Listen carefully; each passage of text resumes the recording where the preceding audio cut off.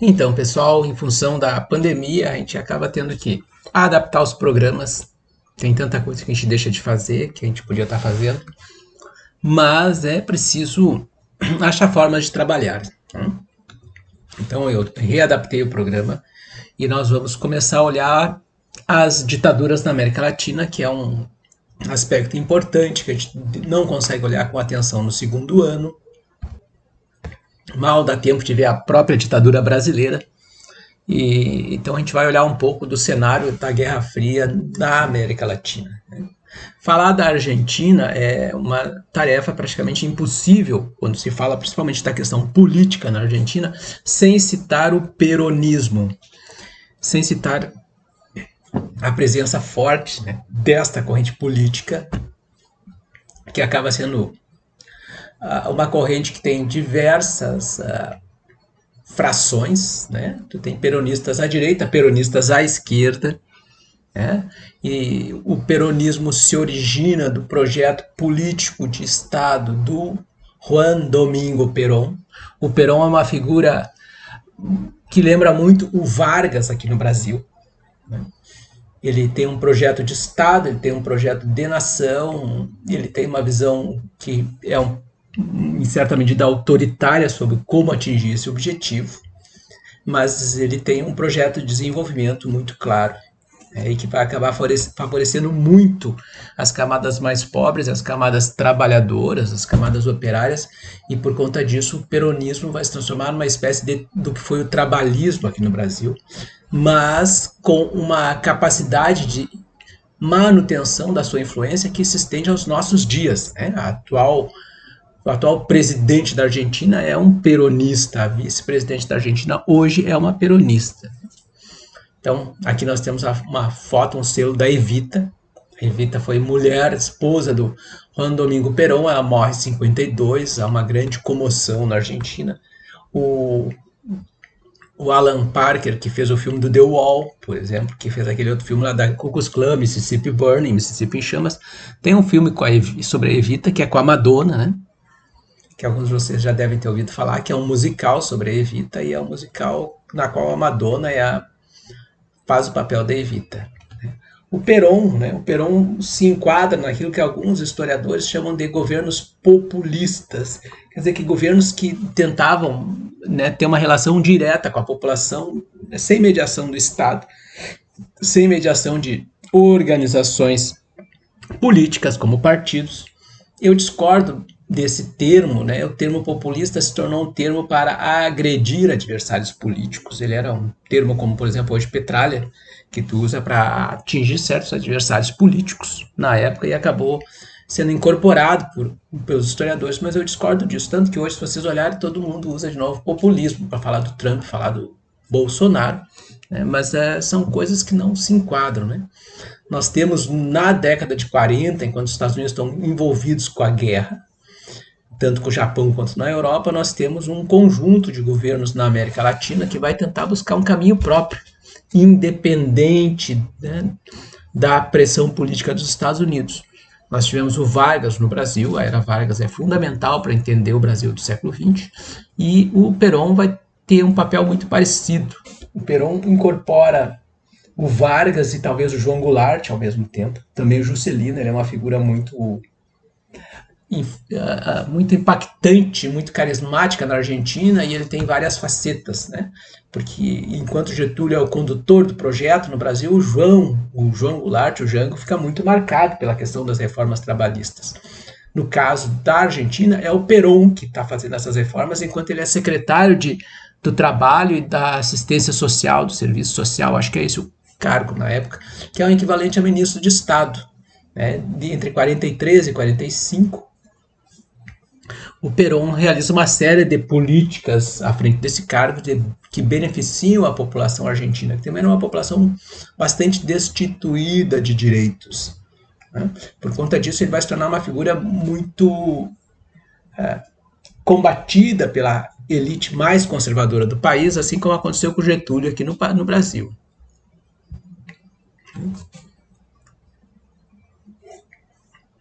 Em 45 tem um golpe de Estado na Argentina, o Perón é preso.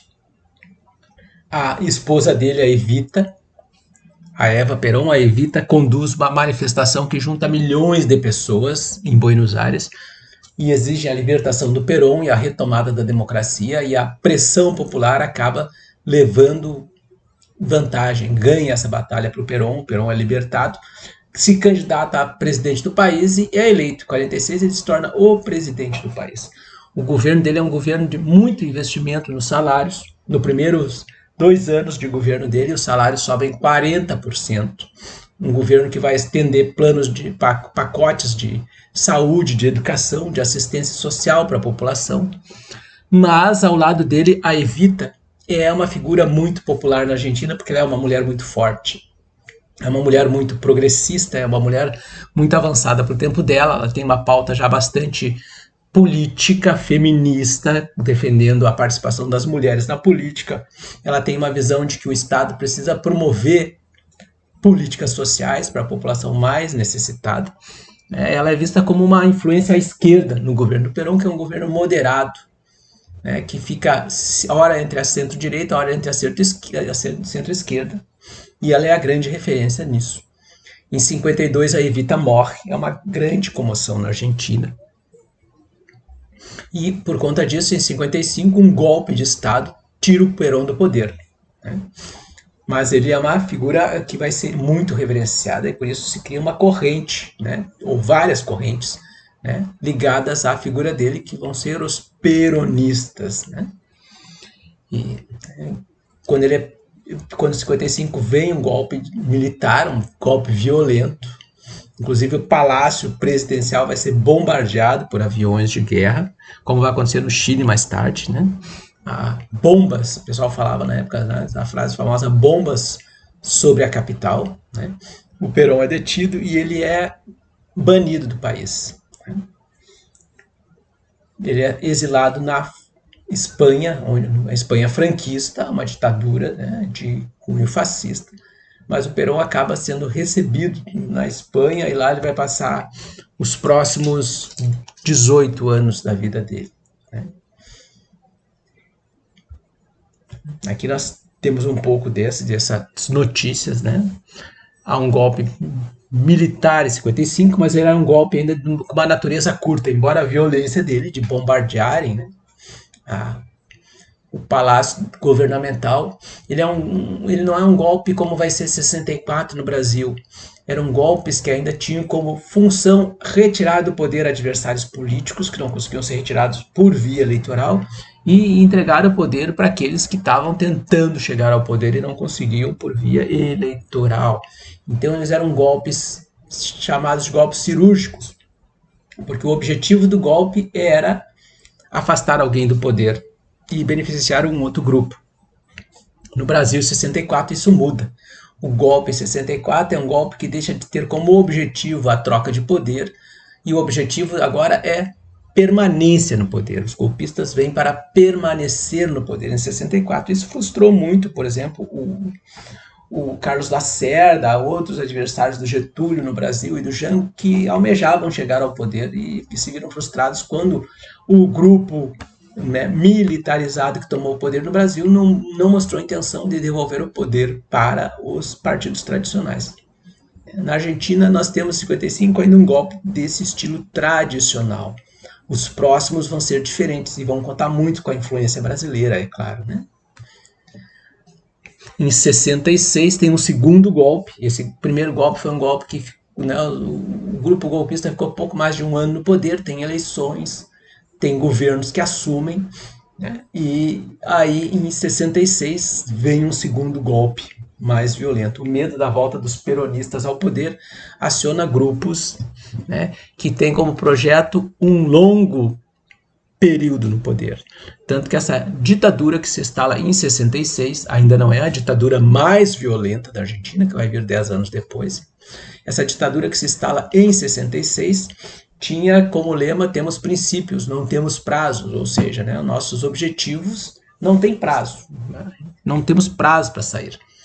Mas a Argentina mergulha numa crise econômica muito violenta com esse governo. É um governo que reprime muito a população, que reprime as organizações estudantis, que provoca uma desvalorização da moeda argentina, do peso de mais de 50% em um ano, favorecendo o dólar, favorecendo as multinacionais que queriam se instalar no país e queriam preços, né, interessantes. Né, e por conta disso o peso cai muito para atrair esses investimentos estrangeiros, esses grandes capitais estrangeiros que tinham interesse na Argentina. Né? Mas com a desvalorização do dólar, com o congelamento dos salários, com a repressão aos sindicatos, o país incendeia-se. Né? Vão ser 7 anos dessa ditadura, mas é uma ditadura que vai acabar passando por um período muito conturbado. Entre 1966 e 1973, tem 3 golpes, né, na Argentina, em que militares golpistas retiram militares golpistas que estavam no poder antes. Né? Porque a economia não conseguia se estabilizar, há uma grande crise econômica e, por conta disso, uma grande insatisfação social.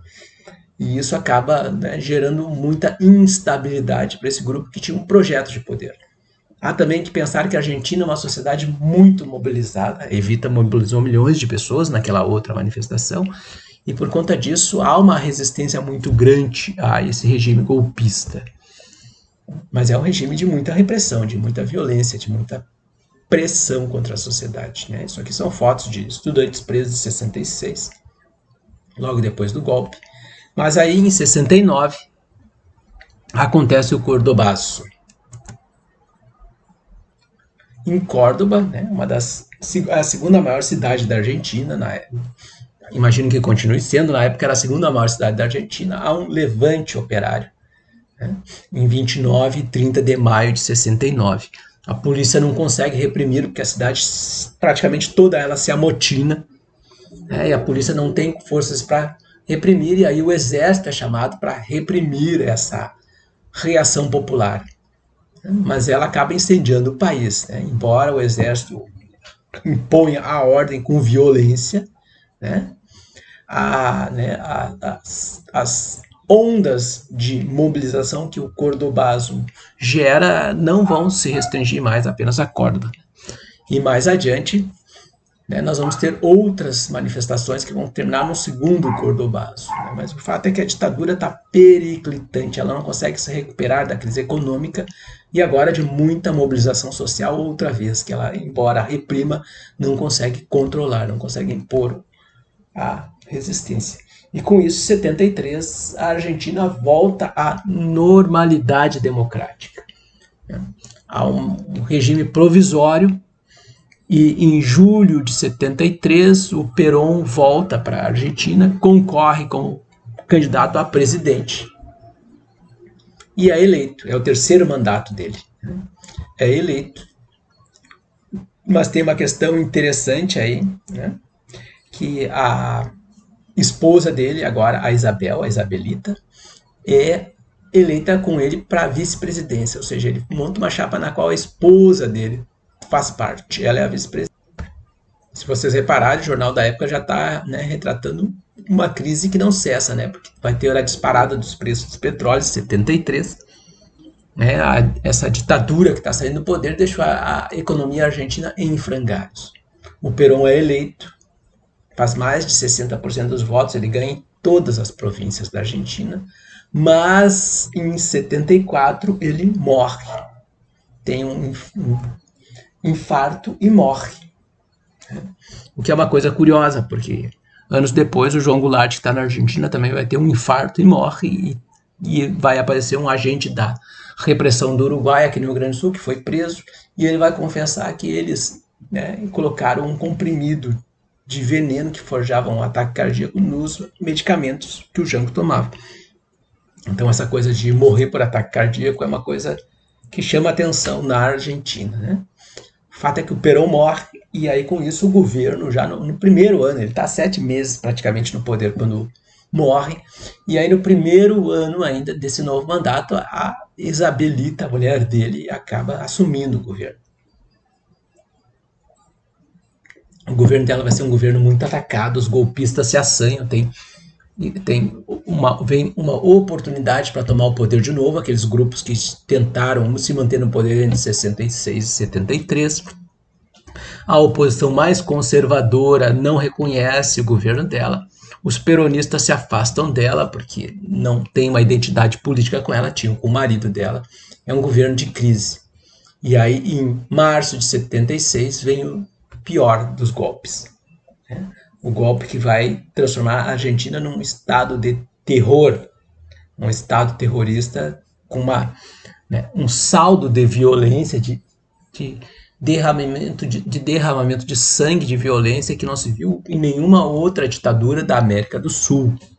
Nós vamos ter ditaduras muito brutais na Nicarágua, em El Salvador, na Guatemala, vamos falar delas também, mas como a ditadura argentina, não há nenhuma outra comparação na América do Sul.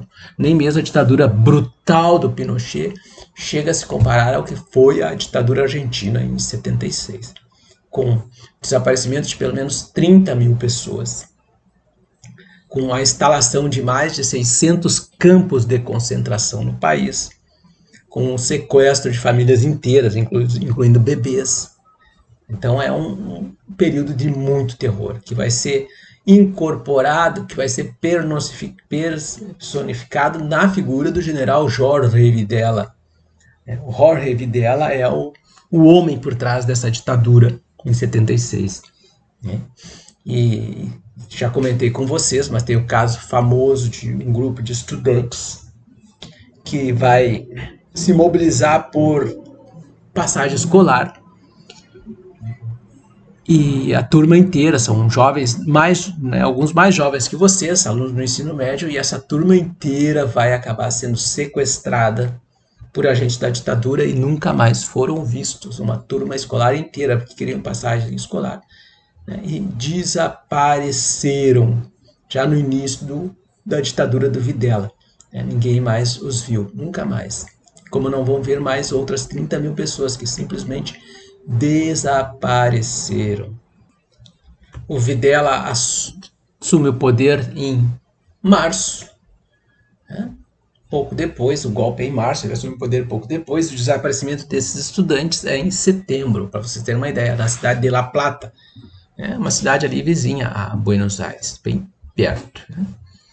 Um outro caso que vai se tornar característico da ditadura do Videla, e depois da ditadura argentina em si, é o fato de que aviões da Força Aérea eram utilizados para despejarem pessoas, presos políticos, adversários políticos, no Oceano Atlântico e também no Rio da Prata.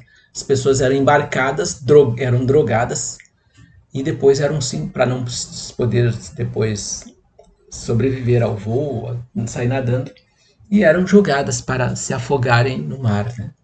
Tem um filme que eu vou deixar para vocês acompanharem, que é o Koblik, que é um filme argentino, com o Darín, e no qual o Darín faz justamente o papel de um capitão da aeronáutica que é obrigado a participar desses voos e por conta disso passa a ser atormentado e perseguido, por conta do que ele presenciou, e ele foi obrigado, ele tinha se recusado a participar, mas é obrigado a participar. E aqui tem um monumento que vai lembrar disso, na Argentina, das pessoas que desapareceram, e muitas delas foram simplesmente lançadas no mar, nesses processos que eram conhecidos como voos da morte. Então é um estado criminoso, um estado assassino, um estado terrorista.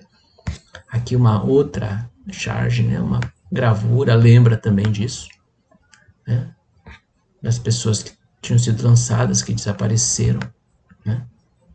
O Charly Garcia é um músico muito conhecido do cenário do rock argentino. Ele tem uma música chamada Los Dinossauros, no qual ele diz: meus amigos da rádio podem desaparecer, meus amigos da tarde podem desaparecer na tarde, meus amores podem desaparecer. E vai falando sobre isso. Em 2017, em novembro de 2017, 29 responsáveis por esses voos, que ainda estavam vivos, foram condenados a penas de prisão perpétua por conta disso. Foram levados ao banco dos réus e condenados. Na Argentina, diferente do Brasil, os torturadores, os sequestradores, os assassinos, os estupradores desse regime, eles, foram punidos. A grande maioria dos que estavam vivos e foram identificados foram punidos. No Brasil, ninguém nunca foi punido, né? Os caras sambam na cara da gente, falando bem, elogiando o Ustra, por aí com camiseta do Ustra, ninguém foi punido. São 30 mil desaparecidos na Argentina, né? E esses números são números confiáveis, números que estão comprovados. Então, manifestações, né, perguntando onde estão essas pessoas, o que aconteceu com elas. O regime desapareceu com 30 mil pessoas. O Jorge Videla, quando vai ser julgado, ele admite 8 mil pessoas. Ele diz, não, eu não posso falar sobre esses 30 mil, isso é um número que parece exagerado.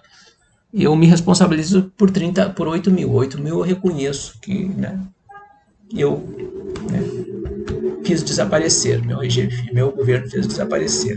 Né,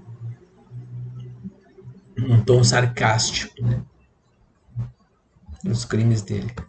78, né, o regime se impôs pelo terror, pela repressão, pelo desaparecimento. E aí, 78, tem a Copa do Mundo que ocorre justamente na Argentina, é a Copa do Passarella. Quem mais que estava naquela seleção? Não vou lembrar agora, mas eu me lembro do Passarella. Passarella depois vai ser treinador da seleção argentina. Né? E a Argentina acaba se sagrando campeã. Há uma série de insinuações e acusações, inclusive depois alguns réus confessos da seleção do Peru, que confirmam que eles entregaram o jogo do Peru, entregaram a disputa entre Peru e Argentina, eles entregaram o jogo para que a Argentina pudesse se classificar. O Brasil tinha jogado, se não me engano, com o México, fez 4-0. Os jogos eram para acontecer todos nos mesmos horários, porque assim tu não sabia o resultado dos outros, mas o jogo da Argentina foi propositadamente atrasado. E aí quando a Argentina entrou em campo, ela sabia que ela precisava fazer mais de 4 gols se ela quisesse tomar a vaga do Brasil. E aí o Peru leva 6-0 nessa partida, e há muita insinuação de que foi uma Copa comprada. São duas ditaduras. Havia um interesse em que a Argentina ganhasse a Copa, entre alguns dos estados que são ditaduras da região. E a ditadura argentina vai explorar essa Copa de 78 da mesma maneira que a ditadura no Brasil explorou de 1970. É um discurso fanista, tentando engajar a população com o apoio à ditadura a partir da seleção argentina, da seleção que disputa e ganha a Copa do Mundo na Argentina. A Argentina está numa crise violenta, uma crise econômica que não conseguem dar conta. Né? O governo Carter se elegeu nos Estados Unidos e o Carter está levantando, está retirando o apoio que os Estados Unidos davam para essas ditaduras, está pressionando muito essas ditaduras. E aí, com isso, a ditadura tenta explorar ao máximo essa questão da Copa do Mundo. Mas também houve muito boicote internacional, né? Chamando justamente a atenção de que ia ser uma Copa do Mundo que ia ser realizada num país que tinha campos de concentração. Então há muita pressão também para se boicotar. A União Soviética é uma que não vem jogar. A seleção, né, seleção de futebol soviética se recusa a disputar esse mundial por conta de acontecer na Argentina nesse período.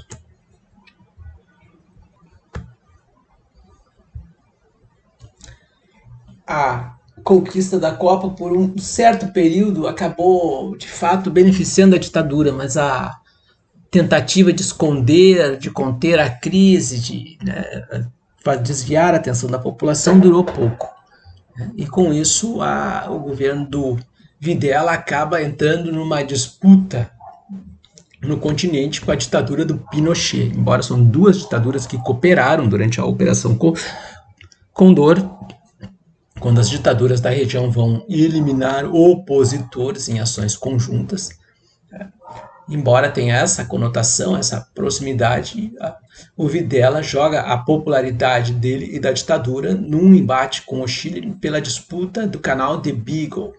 Diz tudo, né? Aquele canal que o Darwin cruzou, né? O barco do Darwin.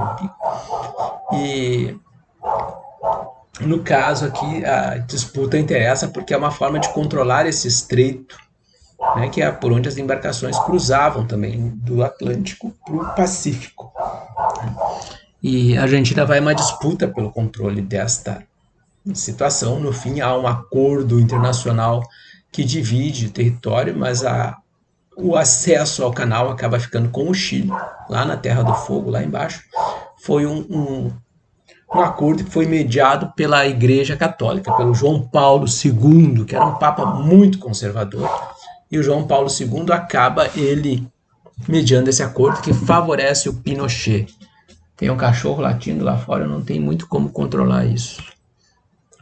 E, né, isso acaba desgastando ainda mais o Videla. Ele tenta se agarrar nisso para mobilizar um nacionalismo da população, mas isso não dá certo. E a crise econômica acaba empurrando ele para fora do poder. Assume uma nova junta que finalmente entrega o poder para o Galtieri, Leopoldo Galtieri.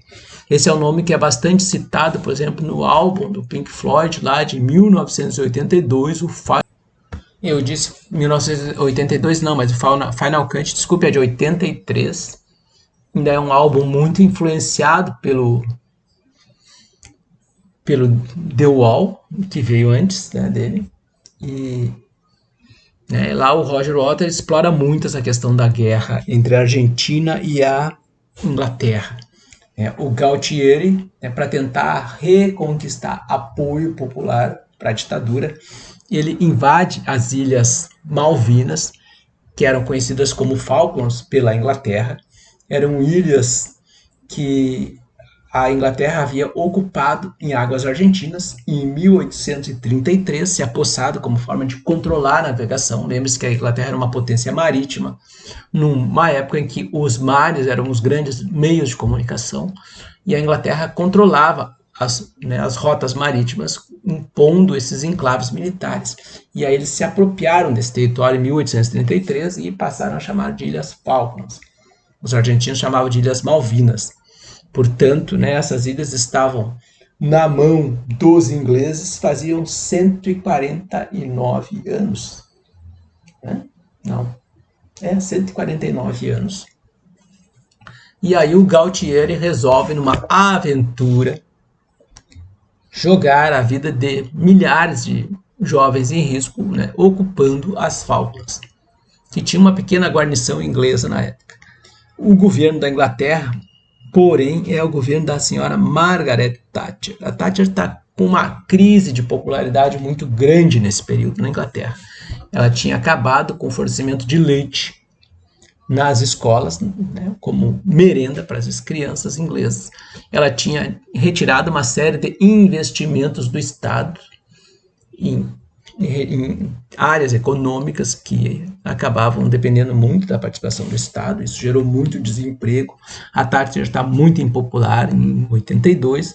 E aí os militares argentinos, a ditadura argentina, dá um presente para ela, porque ela vê na guerra com a Argentina um meio de resgatar a popularidade dela. E aí a Inglaterra prepara a maior expedição militar desde a Segunda Guerra Mundial contra a Argentina. É uma guerra que vai acontecer no Atlântico. Reparem que a Argentina não notificou o número exato de navios que ela vai mobilizar, mas a Inglaterra mobilizou no total 121, inclusive porta-aviões. Os Estados Unidos, governados pelo agora republicano Ronald Reagan, que é um conservador que tinha vínculos com as ditaduras da região, acaba apoiando, né, prestando apoio e abastecendo, fornecendo combustível, abastecendo a frota inglesa. Deixa a Argentina na mão. O Pinochet, ali o Chile do lado da Argentina, também é outro que vai se aliar com a Thatcher. A Thatcher nunca vai esquecer essa colaboração do Pinochet, que é um outro sanguinário, um outro criminoso, um outro assassino, mas que vai acabar sendo recebido várias vezes, depois vai ficar amigo pessoal da Margaret Thatcher. E depois de quase 3 meses, 2 meses e meio, a guerra começa em abril, termina em julho, a Argentina se rende, né? Com um total de mais de 600 mortos, né? Pelo menos 649 mortos, A Inglaterra tem menos da metade disso, de mortos, né? Mas a Argentina é humilhada e derrotada. Aqui nós temos um mapa, né? Da frota inglesa sendo dirigida da Inglaterra para o Atlântico Sul, né, no caminho aos Estados Unidos, abastecendo, né, com armamento, com combustível essa frota. Né? Portanto, eles não ficaram neutros, eles vão se envolver ao lado da Inglaterra contra uma ditadura que eles tinham colocado no poder. Não vai ser nem a primeira nem a última vez que eles vão fazer isso. Eles vão derrubar o Saddam Hussein, que eles tinham ajudado a se manter no poder. Eles vão derrubar o ditador o Noriega no Panamá, né, que eles tinham colocado no poder. Então não é a primeira vez que eles vão tirar a ditadura, favorecer a queda de ditadores. O fato é que a derrota nas Malvinas precipitou de vez a queda da ditadura argentina. 8 dias depois da rendição da Argentina, o Galtieri renuncia e aí assume um outro general no poder, que vai ficar mais um ano no poder ainda. Se eu não me engano, é o general Reinhard Bignon, que assume, e ele vai acabar se obrigando a entregar o poder para os civis. Antes disso, ele assina uma lei anistiando todos os crimes cometidos pela ditadura, todos os crimes, né? Como o Brasil fez em 79, a ditadura se auto-anistiou. Os crimes promovidos pela ditadura, praticados pela ditadura, não podiam ser, né, investigados nem acusados. Né? Um fato marcante nessa ditadura ainda vai ser a presença de manifestações de mães e avós procurando seus filhos desaparecidos, seus netos desaparecidos. Muitos desses, entre aspas, netos de mulheres que estavam ainda grávidas, né, de filhas delas grávidas. Então surge um movimento de Las Madres de la Plaza de Mayo. A Praça de Maio fica no coração da capital argentina, de frente para a Casa Rosada, onde fica o Palácio Presidencial. E ali, na frente do Palácio Presidencial, portanto, na frente do Videla, nasce um movimento liderado por mulheres, mães e avós, já em 77, buscando os desaparecidos. O número é tão alto, são milhares já no primeiro ano, ao ponto de surgirem essas manifestações, as loucas de maio, como também eram chamadas, que vão desafiar a repressão, procurando seus filhos e seus netos, ninhos, né, desaparecidos. Né? Mais de 500 crianças desapareceram. Algumas foram localizadas mortas, outras localizadas vivas, que tinham sido adotadas de forma ilegal por famílias de militares. Mas são mais de 500 bebês. Atualmente, se eu não me engano, já localizaram mais de 120 dessas crianças, que agora são adultos, né? Eu me lembro que lá em 2014, quando o Brasil estava discutindo a Comissão da Verdade para investigar os crimes da ditadura brasileira, naquela época já tinham sido localizadas 113 crianças vivas. Não me lembro o número dos que foram confirmados como mortos, mas 113. Mas há pouco tempo atrás eu vi uma notícia que já tinham passado 120 os que tinham sido localizados por a busca incessante dessas senhoras, que se mobilizaram para lutar contra a ditadura. Elas acabam ganhando um Nobel da Paz. Se não me engano, é em 2008 que elas ganham o Nobel da Paz. Né? Enfrentaram a ditadura durante todos esses anos, a repressão, a perseguição, a violência. Elas nunca desistiram. Eu vou deixar para vocês acompanharem um filme, que é o filme mais premiado do cinema argentino. Um filme que ganhou o Oscar de melhor filme estrangeiro, filme de 85, ganhou vários prêmios. A História Oficial, que mostra essa situação dessas senhoras e conta um pouco da história dessas crianças que tinham sido sequestradas, que desapareceram. Com a queda da ditadura argentina, os criminosos dessa ditadura acabam sendo condenados a penas de prisão perpétua nos anos 90, no início dos anos 80 Só que aí, no final dos anos 80, só que aí o Congresso da Argentina acaba promulgando uma nova lei anistiando essa gente. Mas em 2013, o Néstor Kirchner, presidente da Argentina, falecido presidente da Argentina, né, e marido da atual vice-presidente da Argentina e também que foi presidente da Argentina, Cristina Kirchner, o Néstor Kirchner, em 2013 anula essas leis que beneficiavam os criminosos da ditadura argentina e a Videla é novamente julgado. Ele já tinha sido condenado a pelo menos 7 penas de prisão perpétua quando foi anistiado. Aí ele é julgado novamente, é condenado a 50 anos de prisão, num julgamento por vários crimes. Outros crimes ainda estavam sendo julgados e ele acaba morrendo na prisão um ano depois, né? Com 88 anos. Foi para a prisão de novo com 87. E aí acaba um ano depois falecendo em meio a outros julgamentos, em 88. Os argentinos não querem nem saber de ouvir falar em ditadura, diferente de alguns países vizinhos.